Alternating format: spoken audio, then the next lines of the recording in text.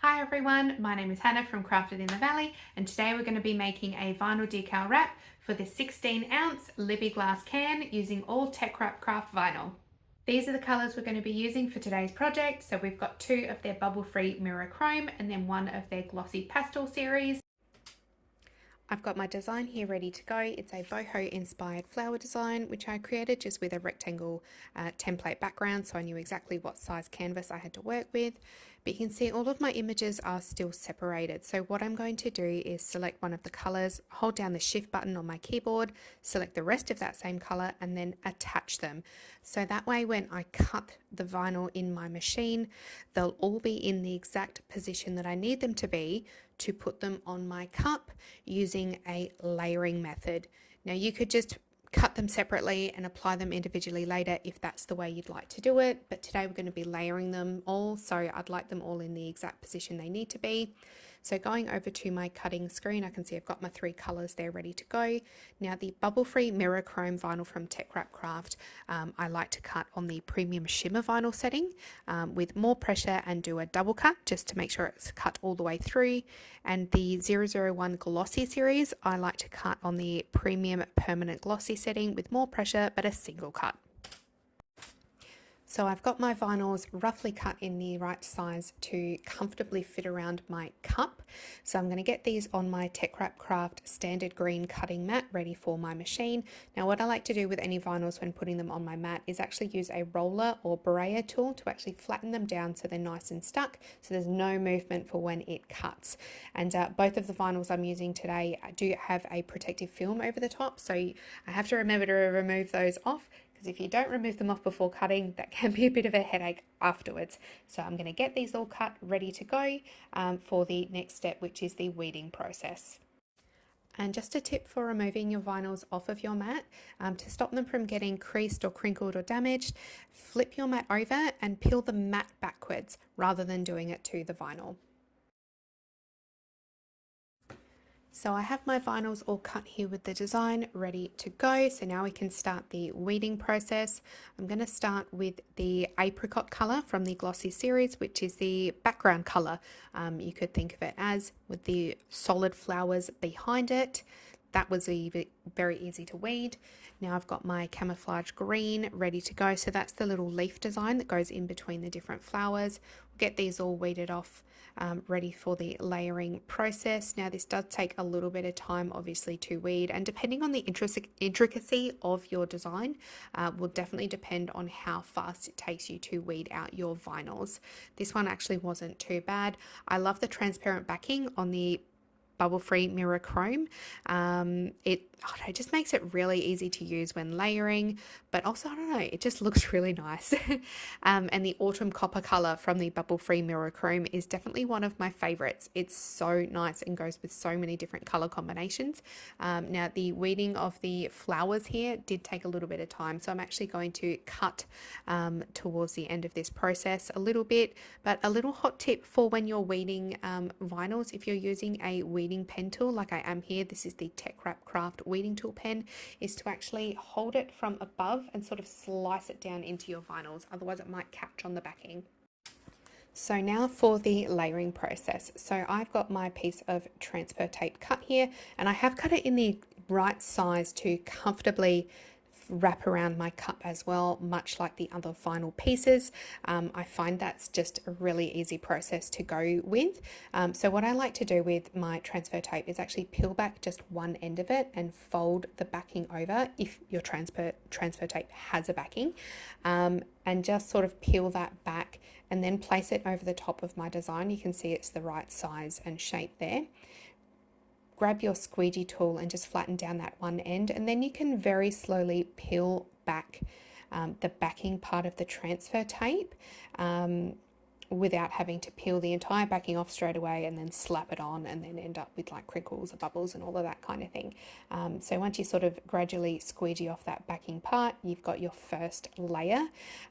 Now, depending on your design, might obviously vary in which layer you do first.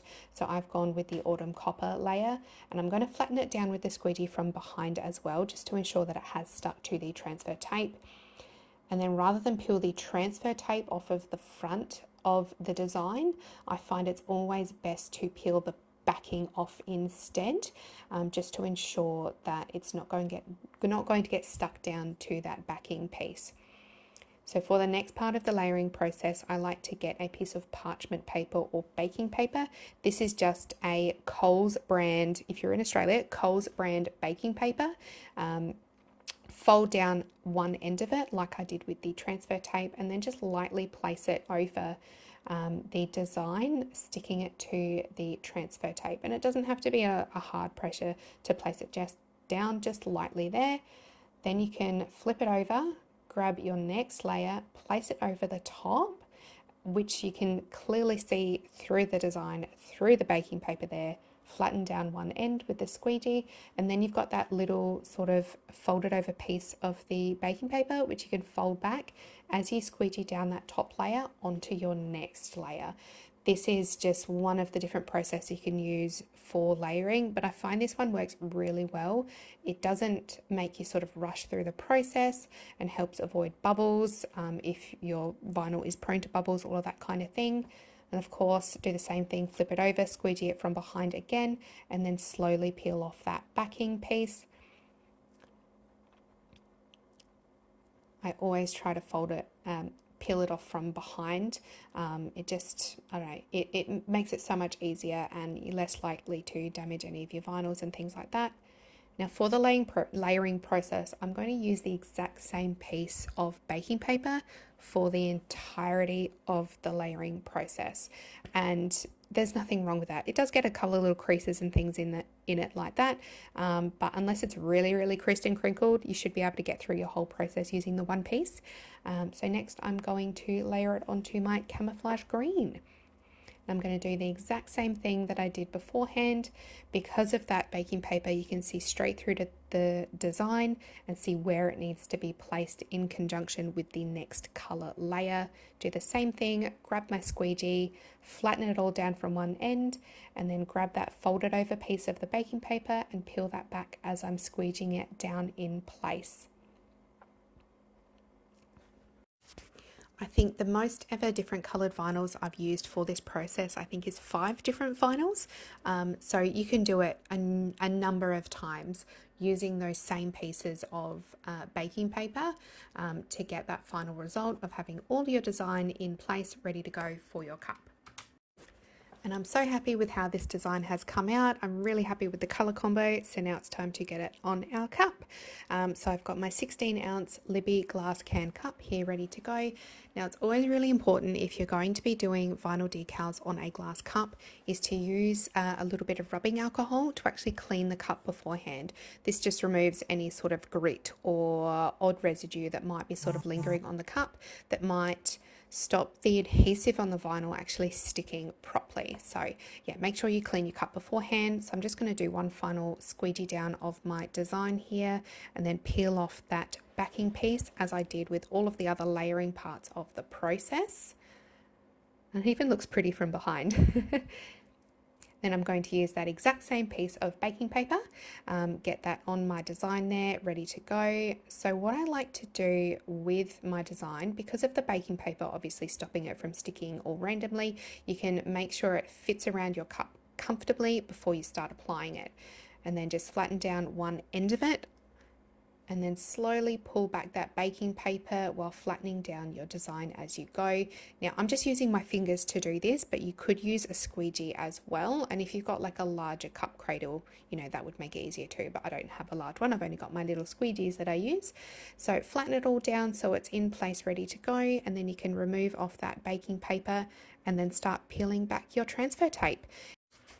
I always try to peel the transfer tape sort of back nice and flat against the glass, so don't just pull it straight upwards, peel it back. And it is a bit of a slow process, but it's worth it to take your time so you don't accidentally peel any of the vinyls up.